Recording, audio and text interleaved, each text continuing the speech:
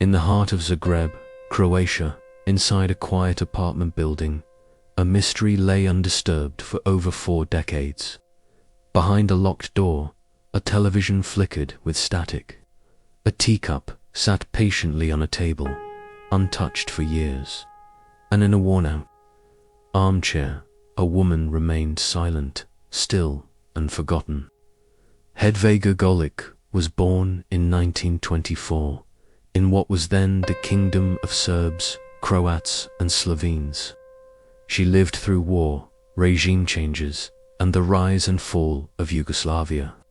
Described as reserved and reclusive, she had trained as a nurse and later moved to Zagreb, where she lived alone in a top-floor apartment. She kept to herself, barely spoke to her neighbors, and had few, if any, close friends. By the mid-1960s, Hedviga's contact with the outside world became almost non-existent.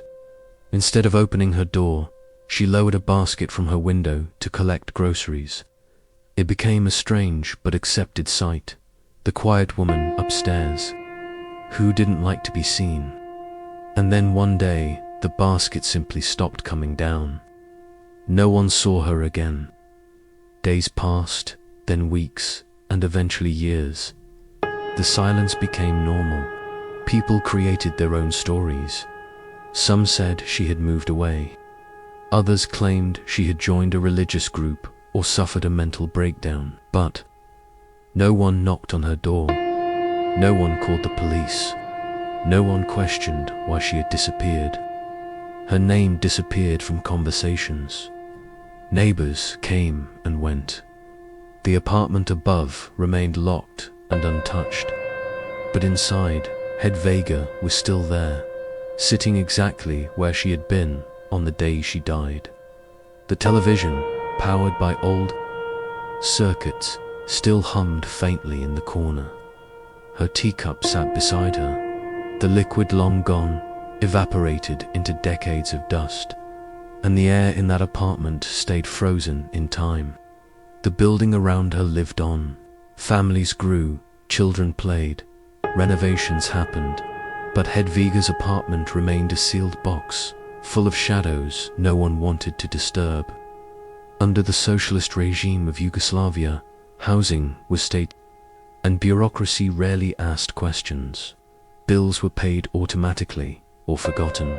No landlord ever came to check. No authority knocked. Everyone assumed someone else had taken care of it, but no one ever did. For 42 years, her body sat undisturbed.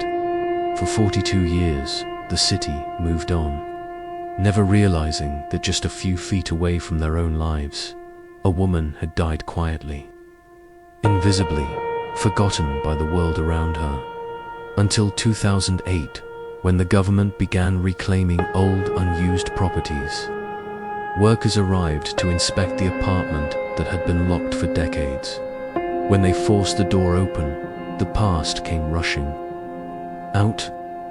Inside, they found the apartment almost perfectly preserved. A time capsule from the 1960s, old furnishings, faded curtains, and the quiet presence of a life frozen in place. And there she was, still in her armchair, fully clothed, her body naturally mummified by cold winters and sealed air.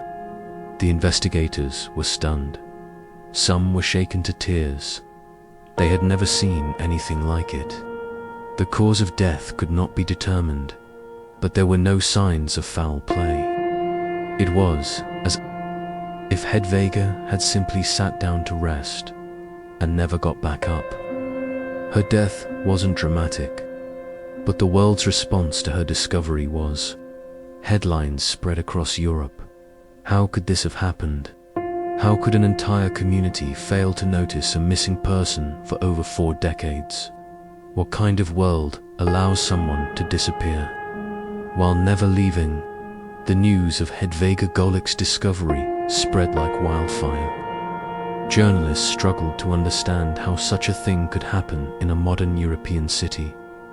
Woman found dead after 42 years in armchair, read the headlines. For many, it seemed unreal, a haunting tale from some dystopian novel. But this wasn't fiction. This was a real woman, a real apartment, a real life, lived quietly and ended even more quietly. What shook people the most wasn't how she died, but how no one noticed. In a society so connected, how could someone vanish behind a single door and be left there for half a lifetime? Hedviga became more than a name. She became a symbol, a face for every forgotten soul, a question mark staring back at us from the past. How many others are living or dying in silence? For psychologists and social workers, the case struck a deep nerve. They called it a warning, a symptom of growing loneliness in urban life. In cities full of people, we've grown more disconnected than ever. Hedviga lived in a building filled with families, footsteps, laughter, and conversation, and yet, she died without a soul noticing. What does that say about us? For others, her story triggered personal memories of elderly relatives left alone, of neighbors no one spoke to, of moments where they had turned away from someone who needed connection. Social media lit up with shock and sorrow. People asked, could this happen in London, in New York, in Toronto? And the answer was uncomfortable. Yes, it already has. And it will again, unless we learn to see each other, truly see each other. Hedviga's apartment was eventually cleaned, her body buried, the room emptied, but her story remained. A haunting reminder that in the middle of society, someone can still disappear completely. That loneliness is not always loud. Sometimes, it is a quiet room, a soft chair, and a cup of tea that never gets finished. Hedviga Golik's story leaves us with a haunting question. How many others live in the shadows, unseen and unheard? In our busy lives, it's easy to forget those who quietly fade away. Yet, every life matters. Every person deserves to be noticed, to be remembered, to be cared for. Her silent passing became a mirror reflecting society's failure to connect, to reach out, to listen. It is a reminder that loneliness is not just an individual tragedy, it is a social crisis. Across the world, millions live isolated, their struggles invisible to neighbors, friends, and even family. But there is hope. Hedviga's story calls us to action, to check on the elderly neighbor, to make time for the quiet ones, to build communities where no one is left behind.